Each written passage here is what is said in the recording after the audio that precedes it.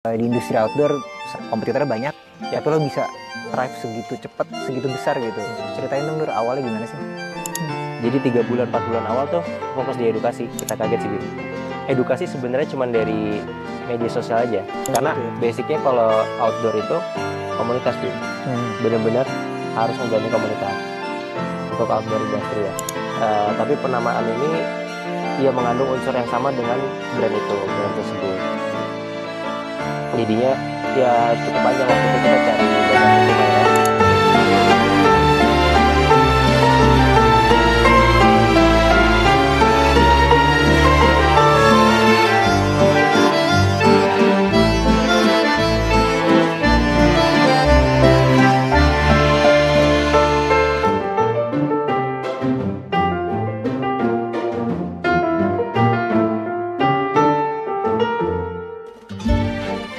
Halo semuanya, selamat datang lagi di Quality Time. Tamu spesial kita hari ini adalah lulusan S1 Teknik Geologi di ITB, tapi luar biasa sekali, punya usaha di industri outdoor, dan beliau ini salah satu panutan saya juga, dan kita gali ceritanya hari ini di Quality Time di Damar Langit Resort Station untuk kisah lebih panjangnya. Terima kasih banyak Mas Gidur kedatangannya di Damar Langit. Udah ngundang, thank you banget. Sama-sama. Mas, lo berangkat dari S1 ini langsung aja ya? Yang gue tahu lo S1 Teknik Geologi, terus sekarang lo lagi menekuni usaha. Gue pengen tahu dong masa kecil lo gimana? Masa kecil? Sebenarnya gue lahir di keluarga yang cukup. Tapi pas kita lahir tahun 98, lagi Krismon, ya. pastinya banyak orang lagi susah. Salah satunya bokap gue. Bokap gue itu habis ngambil keputusan sulit waktu itu, tahun 97 keluar dari perusahaan oil and gas, buat bisnis, diriin 3 PT. Di 98 itu? 97 ya? Oh, 97-nya. Dia exit dari company-nya, terus bikin PT sendiri, karena jiwa wirausahanya bilang, gue bisa achieve lebih nih kalau sebagai entrepreneur. Cuman ya habis itu 98, jadi ada PT Dika, Biga, Gedi. Gedi itu panggilan gue di rumah. Itu gue masih ingat, Guna Eka Dharma Industri. Itu bisnisnya kalau nggak logistik itu tentang ya logistik sih, fokusnya di logistik. Tapi tahun 98 habis BIM. Jadi ini nggak ngewakilin nama 3 anak-anaknya ya? Iya. Ya kan, 3 bersaudara kan? Gue 4 bersaudara. Lo 4 bersaudara? Tapi waktu itu adik gue yang paling kecil belum ada. Tahun 98. Ini 98 jadi habis kondisi perusahaannya semua? Habis. Perlahan-lahan habis. Jadi setelah itu memang survive ya, mode survive. Harus mode survive. Gue juga sekolahnya waktu itu ya cukup enak sebenarnya. Gue nggak pernah tahu ini sampai gue gede sebenarnya. Lu baru tahu, baru ceritain. Dan ya waktu itu enjoy aja ngejalaninnya. Ya udah, ini hidup yang enak gitu. Pada saat itu ibu bekerja juga? Ibu kerja. Dan di mana? Di salah satu perusahaan ini, apa kita bilang ya, insurance. Nah itu berarti lo SD, itu baru lahir kan 98 lahir. Terus habis itu SD di dekat rumah juga di Bekasi pada di Rawamangun. Di Rawamangun. Habis itu SMP lanjut di situ juga. SMP-nya udah pindah negeri, Jakarta Timur, dekat rumah. Habis itu lanjut SMA. Dan akhirnya kenapa milih di geologi ITB? Emang ada minat di geologi? Karena waktu itu melihatnya tuh geologi kan pasti keluar-keluar ya, eksplorasi, tugas utama itu eksplorasi. Jadi karena emang udah jiwa petualang aja dari SMA, suka banget kalau misalnya harus kunjungan keluar kota atau kunjungan keluar ke alam-alam, itu paling suka. Jadinya nyari yang benar-benar kuliah sesuai passion aja sih. Pikirannya sebenarnya itu aja. Jadi pengen jalannya, pengen eksplornya. Bener. Pas itu. Lu mikir kerja jadi apa? Kayak seru deh nih kuliah nih gitu. Makanya itu pilihan pertama. Dan abis itu lo diamanat menjadi ketua angkatan geologi 2016 berarti ya? Iya, geologi 2016. Nah, itu jadi ketua angkatan. Itu padat banget kan posisi kuliahnya, maksudnya kegiatan dan lain sebagainya gitu. Lo nemu pertama kali minat atau terekspos sama dunia kewirausahaan tuh di kuliah atau sebelumnya atau bahkan setelahnya? Sebelumnya sih. Oh sebelumnya udah Sebelumnya. terekspos. Ini dari pas bokap mulai ngerintis usaha juga kali ya? Iya, jadi karena memang kita terbatas secara ekonomi ya, secara ekonomi terbatas. Waktu itu mulai SMP, Bim. Hmm. Itu lagi zaman-zamannya Twitter ya, Iya, zaman-zamannya iya, iya. Twitter.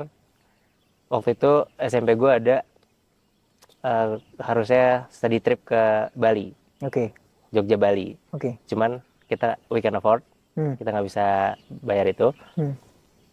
Jadi gue waktu itu jualan, Oke. buat ikut ke Bali. Buat ikut ke Bali. Buat ikut Itu ke jualan Bali. apa tuh? Jadi waktu itu lagi zamannya Twitter, gue bener-bener jualan sushi. Jualan Gue sushi. bisa masak, Hah? gue bisa bikin sushi.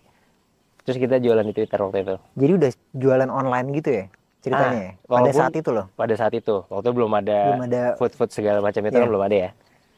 Dan Jadi itu dikirim gitu. dikirim. Kita sebenarnya targetnya sih sekolah dulu ya, yang satu sekolah. Jadi malamnya tuh misalnya gue nge-tweet ada yang mau sushi besok, udah banyak yang retweet. Oke. Pertama paling cuma 10 orang, 15 orang dibikinin. Jadi kayak PO gitu. PO pagi-paginya gue bawa Antri. sesuai pesanan. Wow. Jadi gue bangun pagi jam 5, setengah 5, bikin dulu sushinya. Habis itu bawa ke sekolah. Itu Emang suka dari masak SMP. lo dari? Iya, gue suka masak. I see. Gitu. Terus bagian apa namanya? Jualin ke itu rata-rata teman-teman SMP gitu. Teman SMP. I see. Dan blessingnya gue dapet teman-teman yang bantuin yang benar-benar tanpa pamrih. Karena kan gue bawainnya banyak ya. Jadi dulu tuh setiap pagi kalau turun ke SMP tuh gue bawa gembolan dagangan sushi ini. Pas SMP tuh. Teman-teman gue langsung nyamperin, ngebantuin, ngangkatin. Dan itu kan udah jelas ya siapa ajanya untuk yang beli. Ya. Jadi nyamperin ke kelas gue, juga tinggal bagiin. Udah ada nama-namanya. Gokil. Itu pertama kali lo ke expose sama dunia kewirausahaan. Iya. Dan itu tujuannya cuman untuk ikut ke Bali. Dan berhasil tuh? Berhasil. Berangkat ke Bali? Berangkat. Gokil. Ya habis itu gue berhenti jualan sih. Buat itu doang ya? Udah itu doang. Jadi proyekan aja ya? Proyek. Keren. Gue tuh sangat amazed sama lo dan Big Armor sih sebenarnya. Gue ngelihat kayak apalagi di industri outdoor ya, nggak gampang kan masuk ke situ. Benar. Terus di industri outdoor kompetitornya banyak, tapi lo bisa thrive segitu cepat, segitu besar gitu. Ceritain dong Dur, awalnya gimana sih? Big Armor itu 2020 Bim awalnya. 2020 ini berarti setelah lulus persis ya? Setelah lulus. Mulai dirintisnya setelah lulus persis itu? Sebelumnya udah ada Big Adventure tapi. Oke. Itu pas lagi kuliah, kita sister company kita Big Adventure. Pas kuliah gue udah jalanin sama abang gue bareng. Cuman Big Armor ini munculnya karena ya tahun 2020 itu sebenarnya. Karena waktu itu kita lulus, masih idealis. Gue juga sempat kerja di batubara sebelumnya. Sempat kantor formal nih? Sempat kantor formal. Terus gue mikir kayaknya walaupun itu cuma intern ya, yang belum kontrak pekerja tetap kayak gitu. Sekaligus tugas akhir, cuman emang udah ditawarin lo habis lulus kesini aja. Lalu gue mikirnya kayaknya waktu itu zaman COVID sebenarnya lagi susah kan kerja. Kayak would be good kalau gue misalnya start bisnis sih, yang baru, yang fresh. Kira-kira apa ya gitu. Itu jadi karena masih idealis, benar-benar gue cari permasalahannya. Dulu kita nyebar responden ke 2.200 responden sekitar itu. Nyari permasalahan apa nih kira-kira, ya terutama di bidang outdoor ya, karena kan kita udah nyemplungnya di bidang outdoor. Dan itu ketemu nih satu topik permasalahan, waktu itu hipotermia. Jadi walaupun di Indonesia sebenarnya kan tropis ya Bim ya, iklimnya. Tapi ternyata dari data itu 30% ya pernah ngalamin gejala hipo. Gejala hipo, 30% pendaki 30% pendaki di Indonesia. Itu yang harusnya itu sangat tinggi sih menurut gua, karena hipo tuh bahaya banget kalau misalnya nggak ditangani secara benar. Jadi waktu itu udah kita develop, walaupun sistem ini sih sebenarnya udah ada di luar ya, namanya layering system. Layering system itu cara lo berpakaian yang benar ke gunung, dari base layer, mid layer, outer layer itu. Jadi kita benar-benar develop itu, kita edukasi dulu awalnya. Jadi 3 bulan 4 bulan awal tuh fokus di edukasi. Lo sebenarnya harus pakai apa sih kalau ke gunung? Base layer tuh fungsinya apa, mid layer tuh apa. Jadi kita edukasi sampai akhirnya orang udah tahu fungsinya itu apa masing-masing, kita keluarin produknya. I see. Jadi pada saat itu di Indonesia udah ada pemainnya gitu. Kita pionir untuk yang layering system. Oke, layering system dari Layering base system itu layer kita pionir. Ya, dan lain sebagainya itu lo pioneer nih. pionir ya. Nah, lo tahu pertama kali lo harus ke arah situ. Ini kan lo udah nyebar responden. Lo tahu akar permasalahannya dan lo tahu masalah yang mau lo pecahin gitu. Ya. Terus lo research produknya dan nge-research base layer harus seperti apa dan lain sebagainya, itu gimana tuh prosesnya? Itu lumayan lama sih. Ada experience itu tapi? Ada experience. Emang ada experience di karena layering? kita pegiat ya. Oh ya, ya, ya. Karena kita pegiat outdoor. Sebelumnya kita tahu nih brand-brand apa yang bagus di outdoor, baik itu dalam negeri atau luar negeri. Jadinya kita tahu nih, oh ini barang bagus kayak gini, bahan bagus kayak gini. Dan ini kalau bahan kayak gini akan jauh lebih nyerap keringat misalnya, atau misalnya insulasi untuk temperatur rendah tuh harusnya pakai apa. Jadi kita tahu sebenarnya, udah tahu duluan. Yang susah adalah dapetin materialnya di Indonesia. Dapetin material di Indonesia. Itu perlu berusukan yang lumayan. Tapi ada materialnya. Ada. Dan itu produsennya sini semua. Iya. Wow. Kalau yang Big Armor 100% produksi lokal. Kita ada konveksi di Cakung. Wow. Dan itu berarti semua bahan sebenarnya bisa di source locally ya, nggak mesti dari luar sebenarnya. Sebenarnya ada yang bisa, ada yang enggak. I see. Cuman yang kita produksi ya yang bisa. Yang bisa dulu. Setelah lo riset terus lo tahu kebutuhannya, tadi akhirnya lo edukasi market. Itu kan susah tuh. Susah. Market nggak langsung beli dong. Susah banget ya. Jadi lo awal-awal ya quote unquote bakar modal buat edukasi gitu. Nah itu yang kita kaget sih Bim.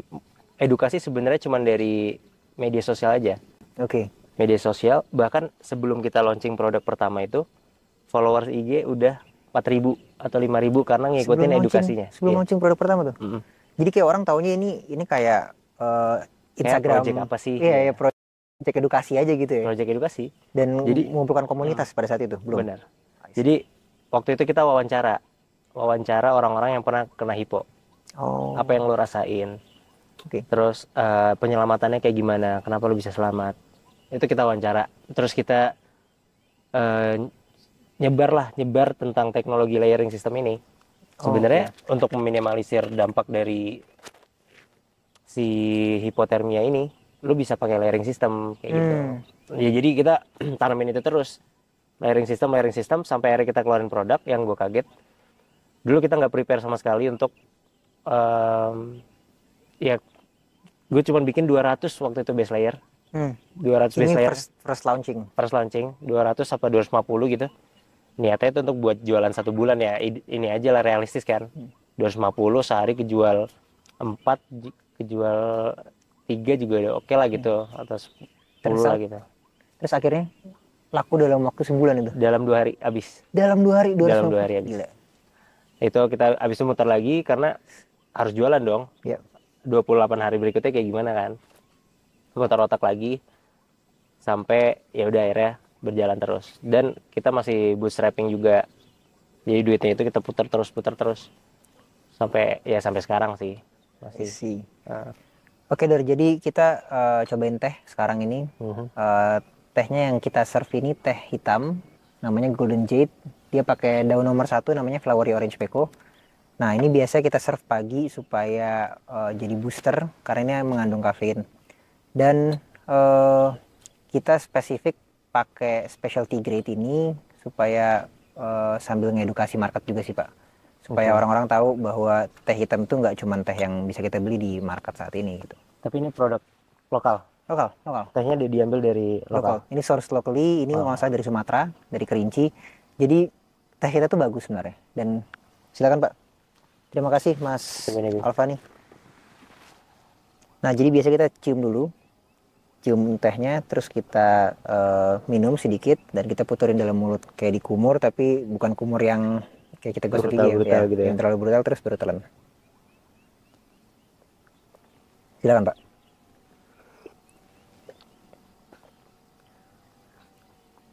Nah ini teh yang kalau misalkan teh benar gitu ya, maksudnya teh yang baik, itu nggak perlu pakai gula, nggak perlu pakai essence, harusnya sih udah cukup lah gitu. Gue sih awam banget sih soal teh. Ya sama lah, kita belajar lah. Cuman buat pagi pas banget. Beda-beda banget ya Bim. Beda-beda banget. Nanti kita bisa coba teh hijaunya, teh putihnya, teh semi oksidasinya.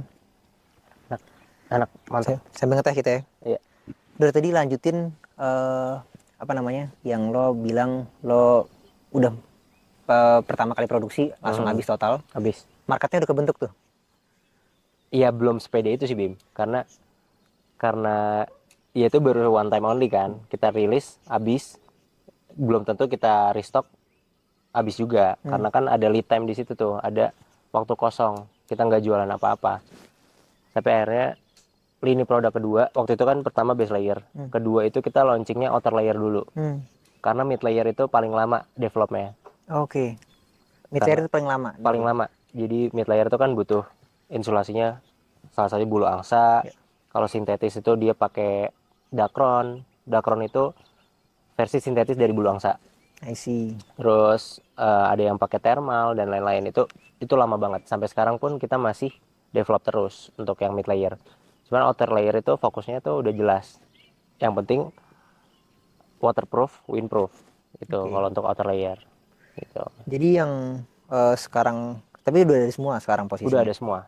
Dan pada saat lo launching itu pertama base layer dulu, habis itu jarak ke produk-produk berikutnya berapa lama tuh? Ada waktu 1 bulan.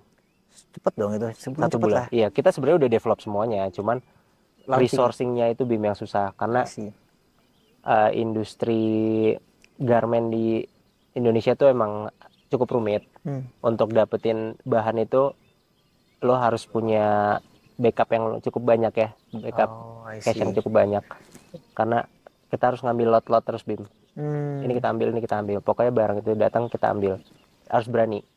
Oke. Gitu. Dan untuk dapat barang itu ya. Dan di situ karena lo yakin produknya dan marketnya ada gitu, kira lo berani pasang di situ? Ya waktu itu semi gambling karena sebenarnya dari bisnis plan yang gue buat itu realisasi dana yang keluar tuh mungkin 200%, 300% ya. Wow. Karena bahan itu kita harus nyetok bahan di situ. Karena kondisi yang kita nggak tahu gitu kan. Sebelumnya kita nggak tahu, ternyata pemain-pemainnya itu seperti itu. Gitu. Ya itu masalahnya nggak sih, kadang kita bikin planning gitu, idealis kita nggak ngerti nih, dan kita nggak tahu gitu nih, itu nggak diajarin di mana-mana. Iya. Sampai akhirnya kita terjun langsung ke pasar, kita lihat ternyata marketnya kayak gini, cara dapetnya kayak gini. Ya realisasinya ya nggak bisa dengan dana segitu. Nah habis itu lo mulai launching produk, orang-orang tahu Big Armor dan lain sebagainya, animonya gede gitu, terus mulai masuk ke komunitas juga ya kalau nggak salah. Kalau komunitas itu udah dari 2017 Bim. Oh berarti sebelum Big Armor ya? Big Adventure. Pas Big Adventure ini. Big Adventure ini kita udah rintis komunitas waktu itu. I see. Namanya Big Family. Komunitas Bim. Bener-bener harus ngegani komunitas untuk outdoor industri ya. I see. Karena kan dari pendaki juga jarang lah, solo hikers tuh masih jarang lah. Kita umumnya bareng-bareng. Pasti orang naik gunung tuh nyari teman. Dan sekarang kendalanya orang yang udah kerja nyari temennya yang jadwalnya match. Makanya ada komunitas ini. Mereka tinggal say hello aja di grup.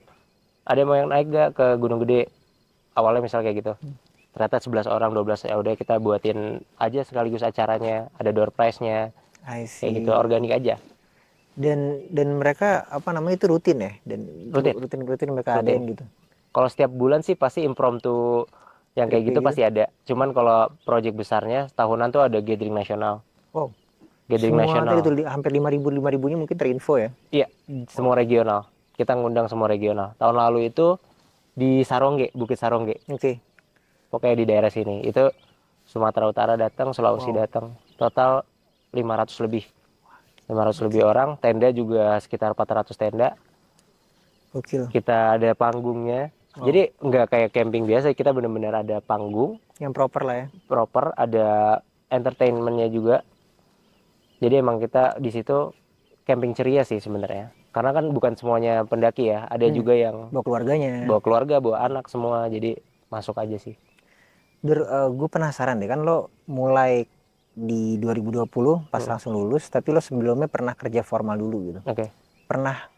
Menurut tuh penting banget gak sih pengalaman pas kerja formal ini buat buka usaha? Penting banget. Apalagi waktu itu di Batubara ya. Waktu itu sekaligus tugas akhir. Oh, oke. Dan itu tepatnya Februari 2020, tugas akhir gue dikirim ke salah satu perusahaan batubara di Sumatera Selatan. Di site, tugasnya eksplorasi, nentuin kemana eksplorasi batubara selanjutnya harusnya kemana. Dan itu setiap hari pasti ke lapangan. Kalau geologi itu pasti ke lapangan. Pasti di lapangan ya? Jadi mungkin berangkat jam 5 pagi, pulang-pulang tuh ya jam 5 sore gitu dari lapangan. Itu benar-benar setiap hari, hampir setiap hari.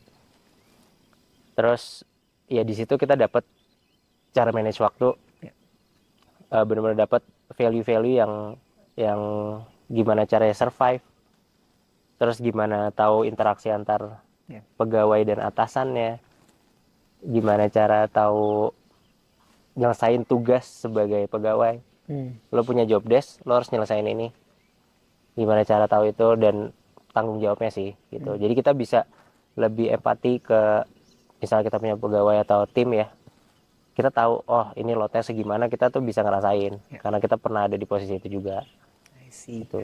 Lo sempat cerita ke gue waktu itu lo baru ngebuka usaha ini, terus ada yang bukan dispute ya, mungkin apa namanya, sempet bukan kerjain ya, mungkin apa ya, diuji lah sama salah satu perusahaan lain gitu yang masalah apa hak kekayaan intelektual gitu lah. Haki ya, penamaan lah ya. Penamaan. Itu gimana tuh ngesainnya? Baru masuk, baru bikin usaha gitu. Kayak dapat kayak gitu, case kayak gitu. Sebenarnya itu legal issue ya masuknya Bim ya. Karena kita udah daftarin secara legal nama dan Big Armor. Dan itu aman dan benar kan? Iya, secara benar, dan itu udah jauh sebelum kita launching. Tapi ada yang intervene, ada yang mengajukan keberatan tentang penamaan Big Armor ini. Kita nggak usah sebut brandnya lah ya. Nggak usah. Tapi penamaan ini ia mengandung unsur yang sama dengan brand tersebut. Jadinya ya cukup panjang waktu itu kita cari bantuan hukum akhirnya. Itu cukup kaget dan agak terpukul juga karena secara law firmnya kita tahu itu law firm besar. Terus secara mungkin resource juga bisa nggak nih kita ngelawan atau mempertahankan nama ini gitu. Jadi waktu itu 50-50 lah Bim. Gambling banget. Dan lo baru buka lagi. Dan baru buka, produk masih massive. Kalau misalnya kita kalah, produk harus ditarik dong. Kalau kita tetap jualan, ada ini dong. Stok barang juga banyak tuh. Stok barang udah banyak. Lo udah nyiapin worst case-nya gitu ya? Worst case-nya iya. Gimana caranya ini barang walaupun kita kalah nanti, kita rebranding deh gitu. Karena ya mau optimis juga cukup sulit ya karena lawannya. Pada saat itu. Iya. Pertama, kita tuh sebenarnya udah dikenal atas nama Biga duluan. BTW Biga itu nama abang gua. I see. Nama abang gua Biga. Sebelumnya ada Big Adventure. Jadi masih nyambung Biganya itu ya? Iya, Big Adventure itu fokusnya di camping gear, segala tenda, sleeping bag, furniture buat camping. Fokusnya di sana. Big Armor itu fokusnya di apparel. Gitu. Jadi yang mau kita highlight tuh Biganya, bukan armornya gitu. Dan itu satu kata gabungan. Big Armor itu Big Armor nyambung satu suku kata, dan itu invented word, kata baru ciptaan dari kita gitu ibaratnya. Dan akhirnya lo menang kan case ini? Alhamdulillahnya setelah walaupun cukup panjang ya, prosesnya cukup panjang. Setahun ada kali itu? Setahun ada. Jadi setahun lo di posisi tertekan tuh? Setahun, sebenarnya tertekannya 3 bulan awal. 3 bulan awal ya? Setelah itu, udahlah jalan aja. Gimana nanti. Dan setahun habis itu akhirnya diputusin kita yang menang. Big Armor legal, secara nama, haki. Ya udah, habis itu kita baru mikirin buka cabang lah segala macam. Jadi cukup lama lah ketahannya setahun. Dur, gue mau ngajak lo ke curug kita. Sambil kita jalan ngobrol-ngobrol ke dalam. Yuk kita jalan.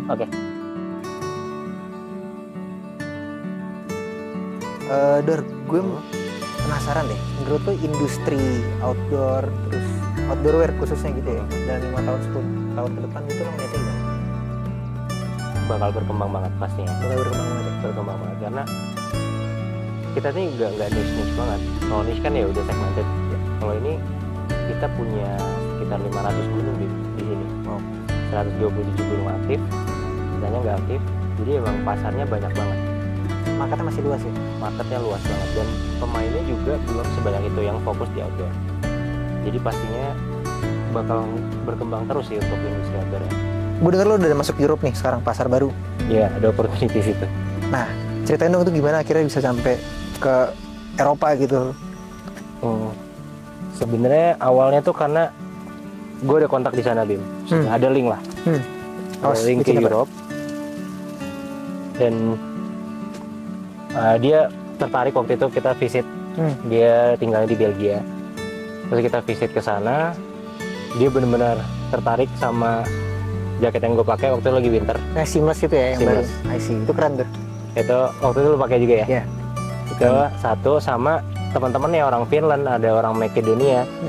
Dia benar-benar curious nih, ini produk apa?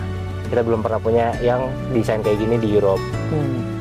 Jadi waktu itu ada opportunity, dia visit ke Indonesia buat ngelihat produk-produknya. Terus kita, karena dia orang Singapura, dia punya paspor Singapura ya. Oh, dia orang Singapura? Iya, orang Singapura tapi tinggal di Belgia. I see. Jadinya dia tuh mempermudah deh. Kalau udah ada kontak orang Singapura untuk ngirim ke sana tuh sangat mempermudah. Jadi itu blessing juga. Akhirnya kita kirim satu termin waktu itu sold out. Di Europe sold out? Di Europe. Terus termin kedua kita kirim, tapi itu winter ya. Pas lagi udah masuk spring, summer, kita udah agak turun. Jadi kemungkinan 1-2 tahun ke depan kita akan launching baru sih. 1-2, tapi under Big Armor dong? Under Big Adventure Big Armor ya. Oke, dua-duanya akan naik ke sana. Naik ke sana. Wow, congrats loh. Berarti tahun ini ya? Tahun ini, insya Allah ya. Mantap, gokil. Lo kuliah teknik gitu ya? Apa satu hal atau dua hal gitu yang lo ketemu, ini kepake banget nih pas gue usaha, apalagi di outdoor, atau usaha yang general lah gitu? Sebenarnya karena teknik geologi juga ya. Jadi secara sehari-hari itu udah sangat relate lah. Sehari-hari udah sangat relate karena gue sering kerja di lapangan. Berkali-kali juga ekskursi itu harus ke Papandayan, harus ke gunung mana. Jadi kita udah secara fisik pasti juga udah ready untuk itu. Kalau untuk secara mahasiswa teknik yang kebantu banget ini sih kerangka berpikir sih ya. Ya, benar. How to solve a problem ya. Benar. Sama idealisme lu untuk itu solving problem. Benar. Karena buat apa lu ngeluarin produk, idealisnya kayak gitu ya dulu ya. Buat apa ngeluarin produk yang nggak nge-solve apa-apa? Nggak nge-solve apa-apa. Bener. Jadi bener-bener waktu itu idealisme banget, emang idealisme banget. Cuman oke, ketemu nih masalahnya hipo. Gimana cara mencegah hipo? Bukan menangani ya. Kalau menangani kan udah telat ya. Udah kena. Cara mencegahnya gimana? Ya lu pakai pakaian yang benar. Karena setelah gue riset, Bim, memang pendaki-pendaki lokal ya, itu banyak yang cuma pakai kaos, keluarnya pakai jaket kulit, celananya pakai jeans. Jadi emang nggak proper. Itu nggak proper dan nggak safety. Jadinya ya itulah kerangka berpikir itu yang ngebuat Big Armor lahir sebenarnya. Lahirnya dari solving problem, hipotermia, edukasi, sama ngebuat industri lokal lebih safety aja sih untuk yang outdoornya ya. Karena makin hari makin banyak yang mau nyoba naik gunung. Gimana kita nge-provide pemula-pemula ini, quote on quote, untuk pakai pakaian yang benar sih saat ngedaki. Jadi nggak asal ya udah lo punya jaket apa, jaket denim deh apa, nah, kayak gitu sih. I see. Selama proses ini menurut lo apa yang paling menyusahkan gitu? Maksudnya proses apa hardest partnya nih dari perjalanan lo nih? Hardest partnya pertama itu ya, yang tadi kita udah bahas. Ya, yang legal dispute itu ya. Itu salah satu obstacle yang butuh waktu dan tenaga pikiran, nguras mental juga untuk itu. Yang kedua paling hardest part untuk bisnis ya. Kalau secara outdoor sih market ya, gimana cara lu punya teknologi baru yang memang udah lu riset secara matang, lu perkenalkan ke market. Iya, ke market. Karena nggak semua market bisa nangkap itu. Itu butuh waktu tuh, edukasi produk baru apalagi kan? Iya, edukasi produk baru. Dan tapi sekarang yang gue happy banget, udah pada pinter-pinter, Bim. Lebih kritis customer sekarang ya. Benar, kayak kita ditanya feel power bulu angsa berapa. Dulu back then mana ada yang tahu feel power tuh apa. Wow, mereka udah research juga ya. Iya. Feel weight-nya berapa, terus kalau misalnya pakai sintetik, ketebalan osnya berapa, bisa sampai temperatur berapa. Karena itu yang kita selalu tanemin. Bulu angsa itu, kita emang uji di lab, fill power 800 itu bisa sampai -5, -8 derajat. Oke. Scientifically nih ya? Scientifically. Jadi lo sesuaiin aja, lo mau pergi kemana. Jadi kalau orang nanya sekarang, kita nyesuaiin, kita personalize. Wow. Orang nanya, tailor made nih buat orang itu? Iya. Kita mau cari jaket nih, misalnya kayak gitu. Kita personalize, masnya mau kemana? Mau dipakai kemana? Oh camping, buat camping-camping aja. Oh pakai ini aja. Dia bisa sampai 7 derajat, 10 derajat. Kalau misalnya mas saya bilang, saya mau naik gunung nih, ke Merbabu misalnya. Oh mas perlu ini, perlu jaket mid layer sama outernya untuk windbreakernya dan waterproofnya. Kalau misalnya dia bilang mau winter tour, kita sesuaiin lagi. I see. Dia bilang mau ke gunung es, kayak terakhir itu kita support satu tim ke Annapurna Circuit di Nepal. Itu ada public figure juga, salah satunya BA kita, si Ejak. Ya. Terus ada baru masuk ya kemarin ke Big Carbon? Itu Desember, Desember. Ada Wendy Walters juga, ada satu lagi tuh Furki. Furki itu pendaki wanita yang keren banget di Indonesia, salah satu idola gue juga sih. Ke Nepal tuh? Ke Nepal. Itu lo bikin produk khusus mereka?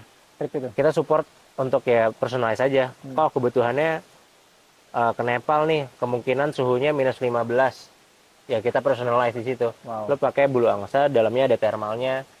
Itu kita riset, beneran kita riset. Dan gue ngetes sendiri waktu itu. Berhasil? Jadi waktu itu dites, gue yang ngetes sendiri di -15.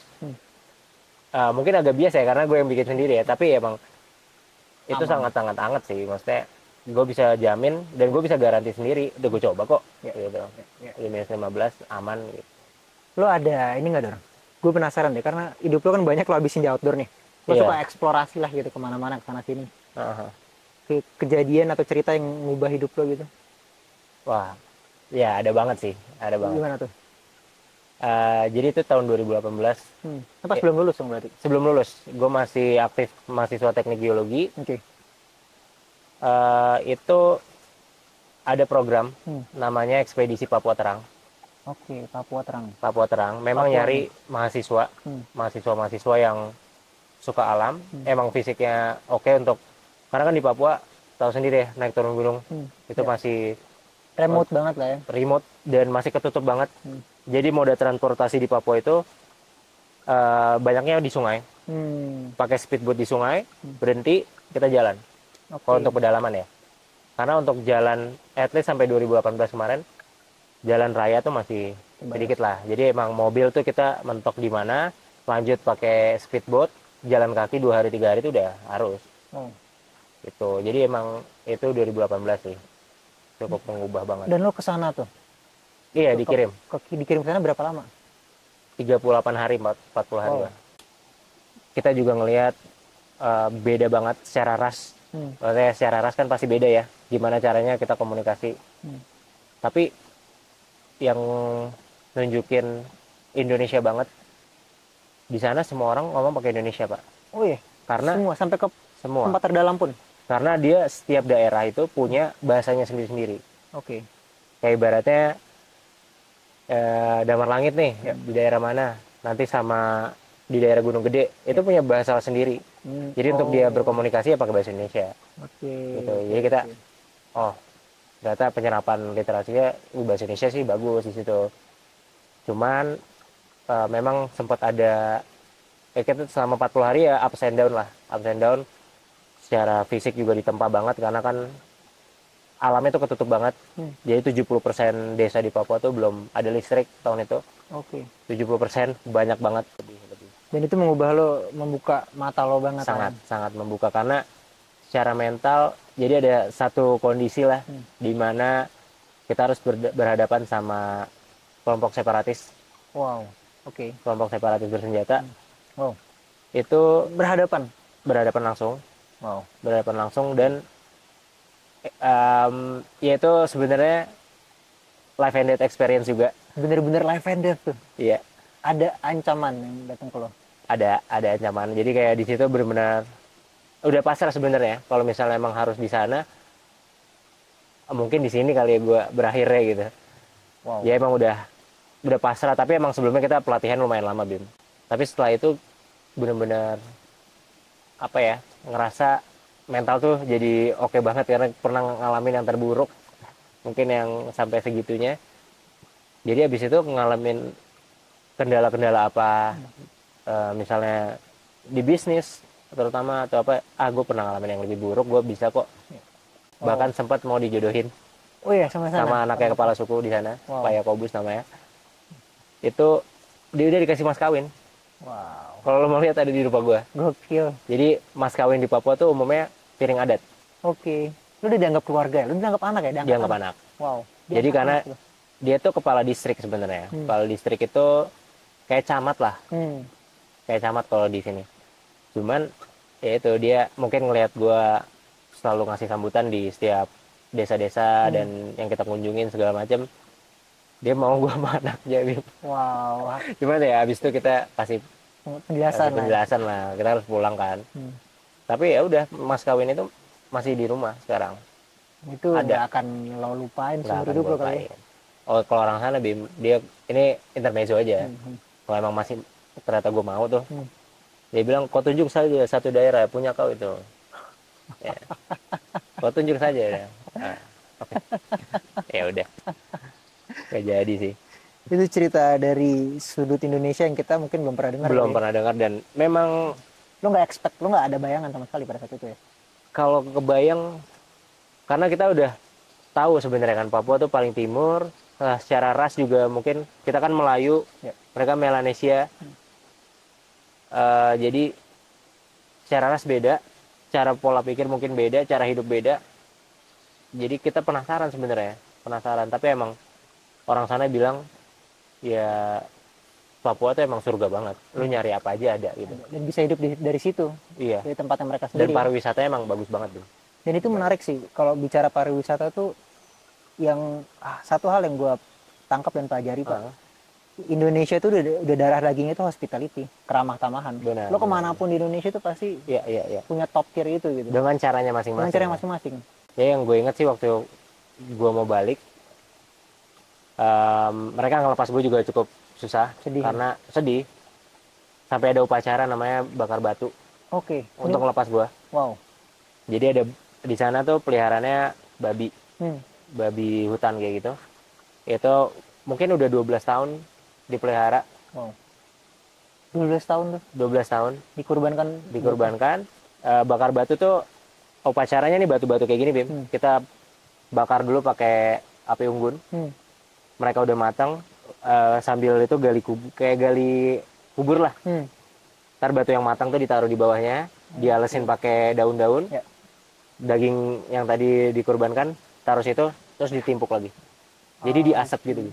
Oh, oke. Ya, itu pengalaman pertama gue juga makan. Oke, nyobain itu ya? Nyobain karena ya memang ini kan seremoni lah. 12 tahun tuh usia babi. Ya, dan dikasih buat ngelepas lo. Iya. Wow, lu sespesial itu dong Pak? Ya, karena ada ikatan khusus. Bahkan pas gue balik juga, karena kan mereka umumnya Kristiani ya, agamanya. Gue dikasih kayak secari kertas gitu, potongan ayat Bible. Oke.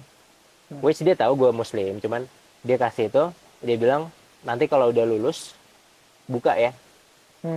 Kalau udah lulus. Ternyata? Ya gue sih sampai pesawat udah gue buka ya. Udah gue buka, itu surat Bible dirobek sama dia. Ya itu sangat-sangat inilah membekas lah, kayak walaupun itu Bible ya. Kayak surat Yosia gue masih ingat, cuman bunyinya apa nanti coba gue ingat lagi deh. Kalau lo bisa putar balik waktu dari semua pengalaman perjalanan lo dan lain sebagainya, apa yang pengen lo lakuin buat ngubah kehidupan lo atau ngubah bisnis lo, pengalaman lo? Mungkin kalau ngubah nggak akan ada yang gue ubah sih.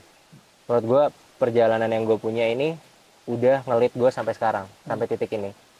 Dan gue sangat menghargai, walaupun bisa milih gue kuliah bisnis sebenarnya ya. Tapi gue nggak akan ambil bisnis, gue tetap ngambil geologi. Karena geologi benar-benar ngajarin gue cara hidup sih. Bukan cuman sekedar teori kertas doang, SKS gitu, nyelesain SKS. Jadi mungkin kalau yang gue ubah nggak akan ada yang gue ubah, cuman gue bisa lebih belajar duluan sih tentang bisnis. Karena kemarin ini kan kita by doing, learning by doing. Mungkin gue bisa lebih belajar dulu gitu. Dan waktu itu sebenarnya gue nekat untuk di bisnis gitu. Gue sebenarnya ngebatasin, ini kalau 6 bulan Big Armor nggak berkembang, gue cari kerja dah. Gitu. Itu lo udah nargetin ya? Nargetin. Pas 6 bulan, ada nih pasarnya. Bisa nih dilanjutin, diseriusin. Prospek yang kuat nih. Tunggu deh setahun. Kalau setahun ini, gue cari kerja deh. Karena kan kerja tambang, batu bara, pasti di site kan. Yeah. Setahun, gatel lagi Bim. Kayak, wah pengen lebih. Kayak akhirnya kalau ngelihat ke belakang, ternyata udah sampai di sini ya, gitu. Ya gak akan gue sesalin juga jalan yang udah gue ambil. Kalau gue bisa milih untuk ngambil kerja di site tambang yang mungkin lebih settle, lebih aman, lebih secure sebagai sebagai pegawai gitu ya. Tapi gue tetap mengambil jalan ini sih. Jalan yang banyak batunya. Iya, benar. Tapi lo bisa ketemu hal-hal menarik ya dalamnya. Iya. Benar. Jadi nextnya apa nih buat lo, buat Big Armor, buat Algadri, buat Big Armor, apa nih berikutnya nih? Kalau buat Big Armor sih gue udah aiming jadi top 3 brand outdoor di Indonesia ya. Karena segmentednya kerasa banget Bim. Kelas menengahnya, kelas bawahnya, sama kelas atasnya di outdoor industry ya. Dan kelas atasnya ini udah ada beberapa yang mulai tergeser, pelan-pelan turun karena mungkin dampak COVID juga. Tapi ya kita aiming untuk sampai ke sana sih untuk Big Armor. Kita pengen jadi ya all carry goods lah semuanya. Kalau nyari alat outdoor yang berkualitas premium, lo bisa ke Big Armor, lo bisa cari di sini gitu. Kalau untuk gue sih mungkin habis ini untuk belajar bisnis ya, untuk sebagai pribadi ya, gue berencana ambil S2. Oke, menarik. Gue berencana ngambil, pasti fokusnya di bisnis, untuk ya lebih ngembangin Big Armor lagi sih, karena emang ya ini jalan yang udah gue ambil. Gue pengen jalan ini gue terusin lah gitu sampai ke depannya, diperkaya sama teori-teori. Benar. Kayak gitu. Terima kasih banyak sharingnya Dur. Thank you Bim, mudah-mudahan. It was a pleasure. Pak Damar Langit, keren banget. Thank you banget teman-teman semua dari Curug Damar. Kita pamit, bye guys. Udah.